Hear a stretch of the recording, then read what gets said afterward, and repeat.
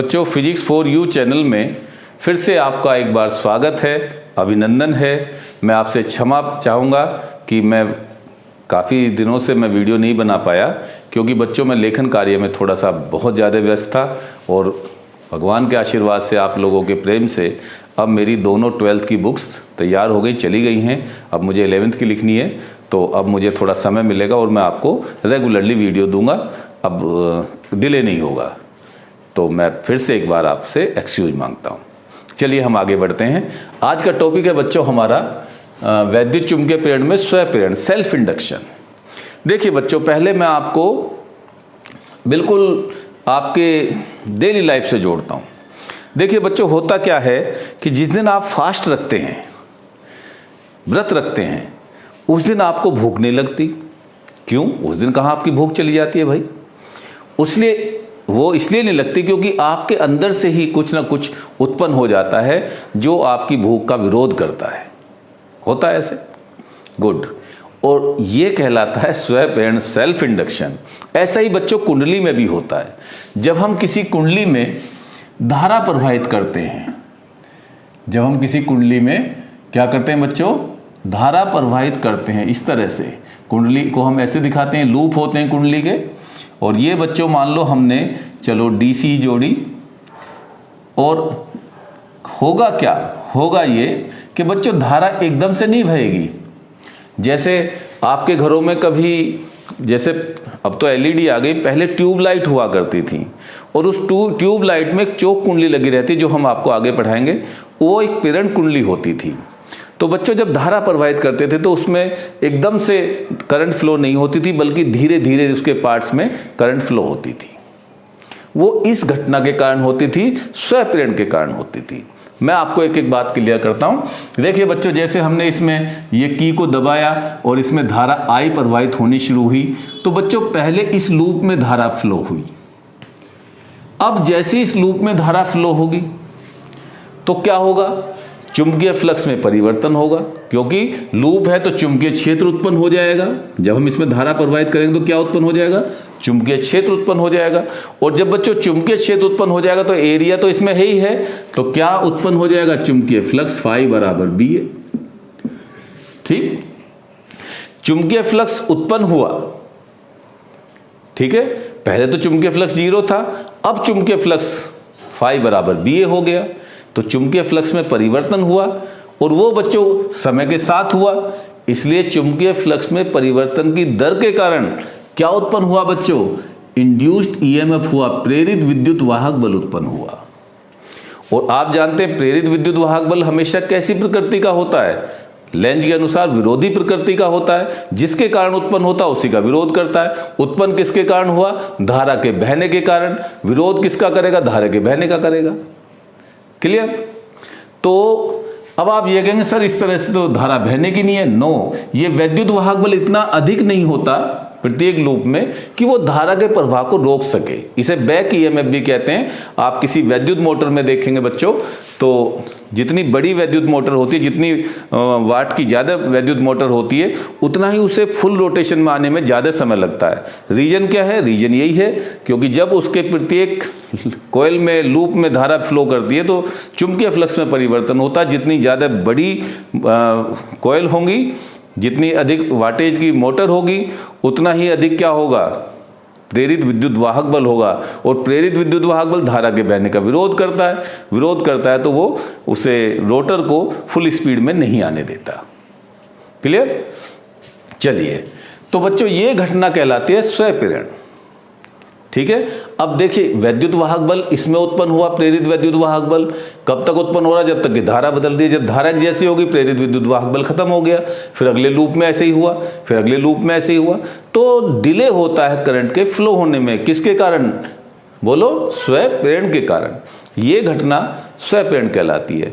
क्या कि जब किसी कुंडली में प्रवाहित या धारा प्रवाहित की जाती है या प्रवाहित धारा में परिवर्तन किया जाता है, तब भी ऐसा होता है।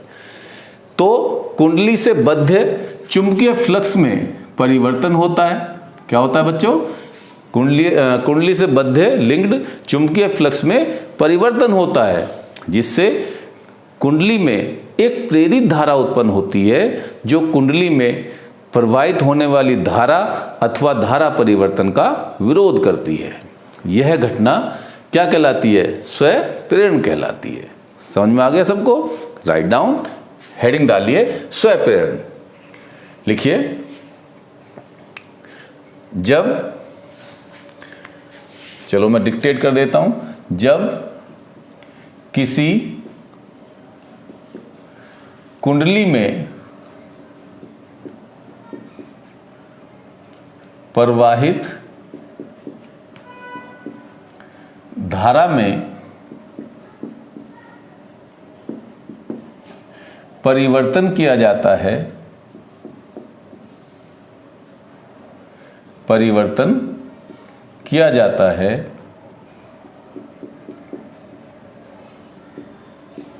तो कुंडली से बद्ध, कुंडली से बद्ध, बद्ध का मतलब बच्चों जुड़ा हुआ, चुंबकीय फ्लक्स में, चुंबकीय फ्लक्स में परिवर्तन होता है,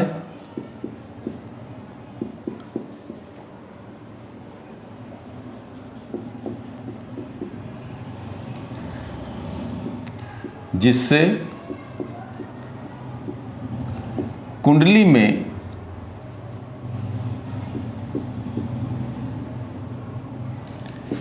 एक प्रेरित वैद्युत धारा, एक प्रेरित विद्युत धारा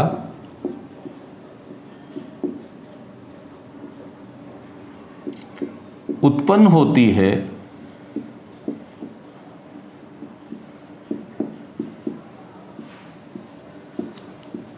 जो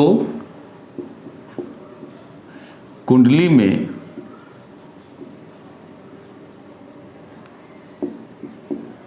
धारा परिवर्तन का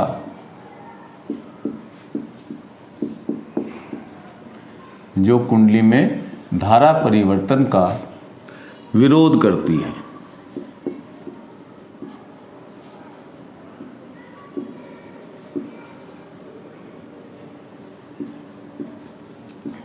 यह घटना ही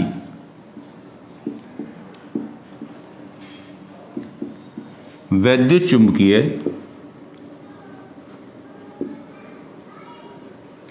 यह घटना ही वैद्युत चुंबकीय प्रेरण कहलाती है।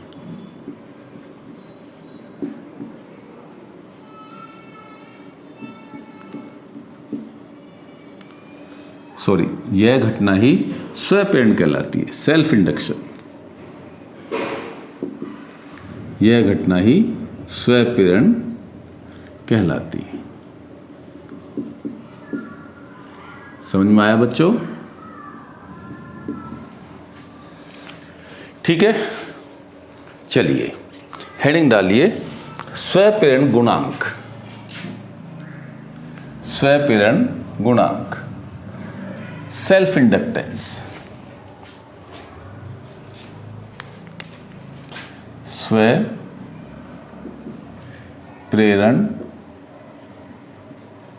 गुणांक, इसे बच्चों शॉर्ट फॉर्म में प्रेरकत्व भी कहते हैं। कुंडली का प्रेरकत्व भी कहते हैं, इंडक्टेंस भी कहते हैं। कोफिशिएंट ऑफ सेल्फ इंडक्शन,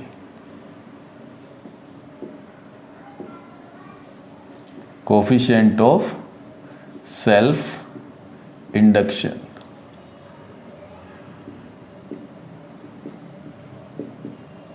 ठीक है, देखिए बच्चों, मान लो इस कुंडली में धारा फ्लो ही नहीं कर रही थी, हमने एक की को निकाला हुआ था, कुंजी को निकाला हुआ था। अब जैसे ही हमने कुंजी दबाई, इसमें धारा आई प्रवाहित होनी शुरू हुई। तो ये देखा जाता है, मान लो इस कुंडली में n फेरे हैं। कितने फेरे हैं बच्चों? n फेरे हैं। तो देखिए, एक फेरे से यदि बद्ध चुंबकीय फ्लक्स में परिवर्तन फाई हुआ, कितना हुआ? फाई हुआ, या बद्ध चुंबकीय फ्लक्स 0 से फाई हो गया, तो कुल चुंबकीय फ्लक्स में परिवर्तन कितना हुआ? n phi. n फेरों की संख्या, प्रत्येक में फाई हुआ, तो कुल कितना हो गया? n फाई। तो बच्चों ये कुल चुंबकीय फ्लक्स में परिवर्तन कुंडली में प्रवाहित धारा के समानुपाती होता है, अर्थात n फाई समानुपाती I। क्लियर? तो लिखिए, माना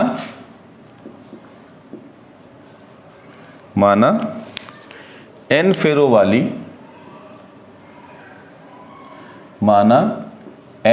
वाली किसी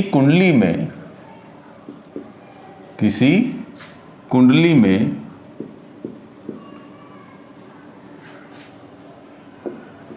I धारा प्रवाहित की जाती है।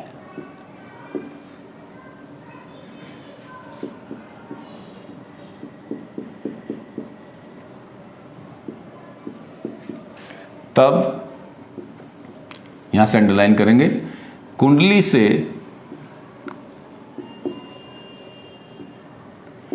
बद्ध कुल चुंबकीय फ्लक्स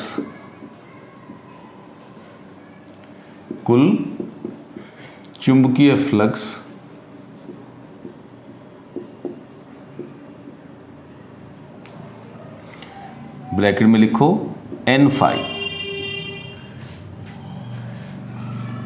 प्रवाहित धारा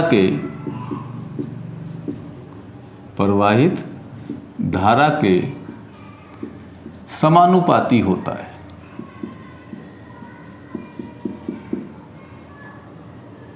समानुपाती होता है, अर्थात यहां से आप इसे अंडरलाइन करेंगे बच्चों अपने नोट्स में, ऐसे इस तरह से, ये अलग से दिखाई देना चाहिए। n फाई समानुपाती I। ठीक है? अब बच्चों समानुपाती का चिन्ह लगाएंगे तो हमें नियतांक लाना पड़ेगा। तो या n फाई बराबर Li, जहां L एक नियतांक है, जहां L एक नियतांक है जिसे कुंडली का स्वप्रेरण गुणांक कहते हैं, जिसे कुंडली का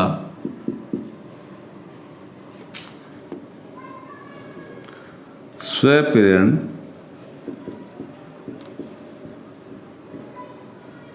गुणांक कहते हैं।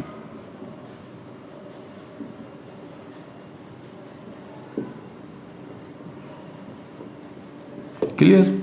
ये बात इंपॉर्टेंट है कि स्वप्रेरण गुणांक किस किस बात पर निर्भर करता है। बहुत बढ़िया तरीके से समझो बच्चों, क्योंकि ये कंपटीशन में बहुत ज़्यादा पूछी जाती है, या हमारे बहुविकल्पीय जो प्रश्न आते हैं उसमें बहुत ज़्यादा पूछी जाती है कि स्वप्रेरण गुणांक का मान निर्भर करता है किस किस पर निर्भर करता है, वो आपको पता होना चाहिए बच्चों। एक तो निर्भर करता है फेरों की संख्या पर। किस पर निर्भर करता है? नंबर ऑफ टर्न्स, फेरों की संख्या पर। दूसरा निर्भर करता है कुंडली के आकार पर। जितनी बड़ी कुंडली उतना ही क्या होगा, उसका स्वप्रेरण गुणांक होगा। तीसरा बहुत इंपॉर्टेंट ये है कि कुंडली के क्रोड या कुंडली जिस पदार्थ से बनाई गई है उसकी चुंबकशीलता पर निर्भर करता है। तीन बात पर, म्यू पर, चुंबकशीलता पर कुंडली के पदार्थ की, या कुंडली के क्रोड की चुंबकशीलता पर, दूसरा कुंडली में फेरों की संख्या पर, तीसरा कुंडली के आकार पर। तो ये लिख लीजिए इसमें, किसी कुंडली का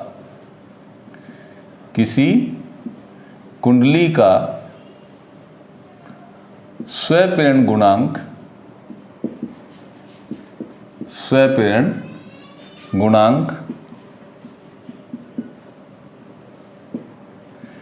कुंडली के आकार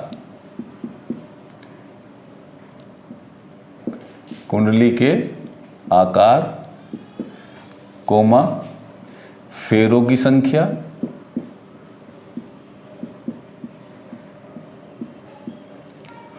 संख्या तथा कुंडली के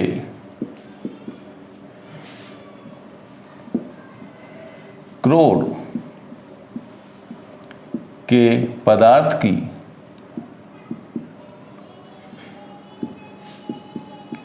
चुंबकशीलता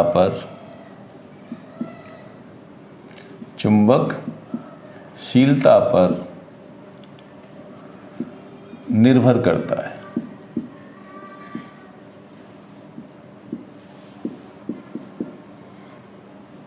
ठीक है बच्चों, ये आपको पता होनी चाहिए। अब हम इससे आगे चलते हैं। क्या? देखिए बच्चों, फैराडे का हमने वैद्युत चुंबकीय प्रेरण संबंधी नियम पढ़ा है। तो जब कुंडली में हम धारा प्रवाहित करेंगे उसमें प्रेरित विद्युत वाहक बल उत्पन्न होगा, तो वो कितना होगा? अब आप लिखेंगे फैराडे के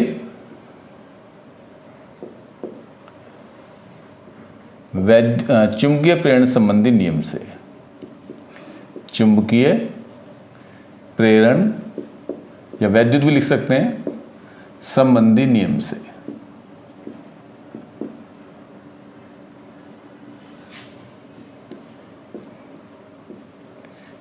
नियम से कुंडली में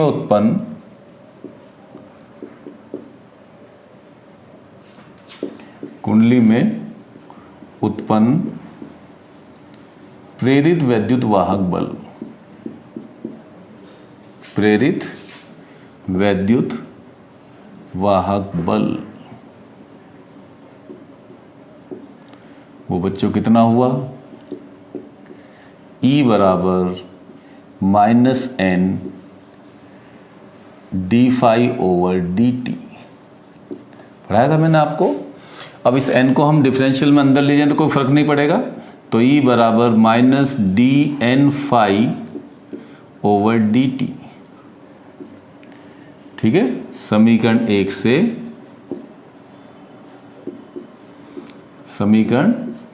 से n∅ बराबर Li रखने पर, n∅ बराबर Li रखने पर, तो E बराबर क्या है बच्चों? -d/dt of Li। अब L तो कांस्टेंट है, I तो बदल रही है, तो E इक्वल टू क्या आया? -L/di/dt।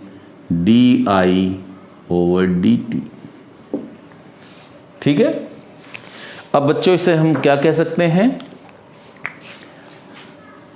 L बराबर, देखिए माइनस सिंबल तो प्रेरित वैद्युत वाहक बल की विरोधी प्रकृति को दिखाता है, तो इसे हम छोड़ सकते हैं। तो L बराबर E/di/dt, ये हमारा फार्मूला आ गया स्वप्रेरण गुणांक निकालने का। ठीक है। अब देखिए बच्चों, यहां से हम इसकी परिभाषा निकालेंगे। हेडिंग डालिए परिभाषा, डेफिनीशन।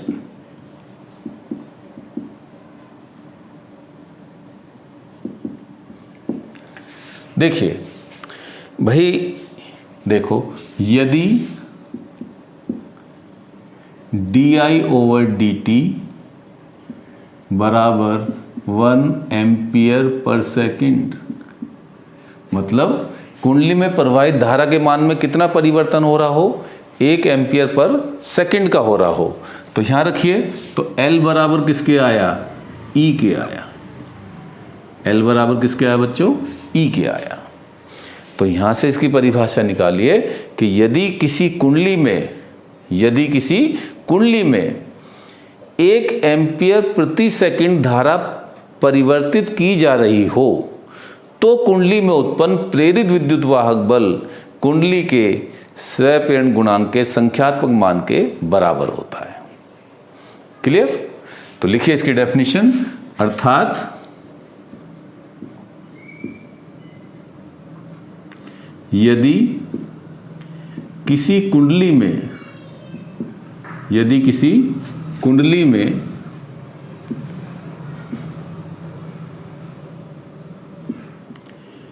1 एम्पियर प्रति सेकंड धारा में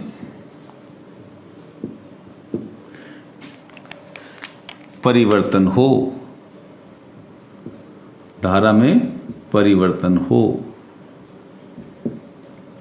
तो कुंडली में उत्पन्न प्रेरित विद्युत वाहक बल, प्रेरित विद्युत वाहक बल कुंडली के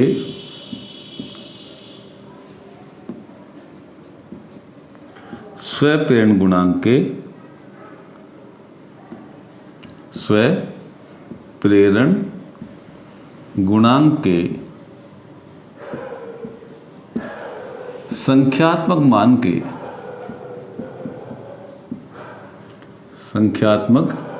मान के बराबर होता है।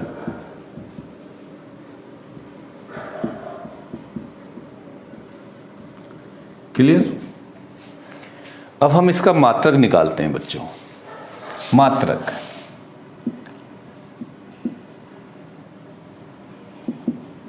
देखिए, यहां से निकाल लीजिए वोल्ट, आई का वोल्ट सेकंड पर एम्पियर। इसे हम बच्चों कहते हैं हेनरी। क्या कहते हैं बच्चों? हेनरी। ठीक है। इसी तरह से एक माइक्रो हेनरी या चलो मिली हेनरी बता दूं पहले। एक मिली हेनरी बहुत अक्सर यूज करते हैं हम इसे, -10⁻³ हेनरी। एक माइक्रो हेनरी 10⁻⁻6 हेनरी। ठीक है। और विमीय सूत्र भी निकाल दें भाई। विमीय सूत्र देखिए बच्चों, वोल्ट का होता है जूल पर कूलम, कूलम का हो गया एम्पियर सेकंड इनटू एम्पियर, और ये बच्चों सेकंड, और तो सेकंड से सेकंड छोड़ दीजिए। जूल का हो गया mL²T-2 अपॉन एम्पियर स्क्वायर। तो ये आ गया बच्चों mL²T-2 A-2। यह एक कैसी राशि है? अदिश राशि है। कैसी राशि है? अदिश राशि। ठीक है। तो बच्चों आज की वीडियो में इतना ही। आप इसे अच्छी तरह से डिक्टेट कर लीजिए, नोट्स ले लीजिए, रिवाइज कर लीजिए। यदि फिर भी डिफ़िकल्टी आती है तो मुझे आप कमेंट सेक्शन में जाकर आप मुझे कमेंट्स भेज दीजिए, प्रश्न भेज दीजिए आपके, तो मैं आपको इसे ज़रूर क्लियर करूंगा। मैंने आपको पिछली वीडियोज में आपको अपना व्हाट्सएप नंबर दिया हुआ है, आप मुझसे वैसे जुड़ के प्रॉब्लम पूछ सकते हैं। तो वेरी वेरी थैंक्स।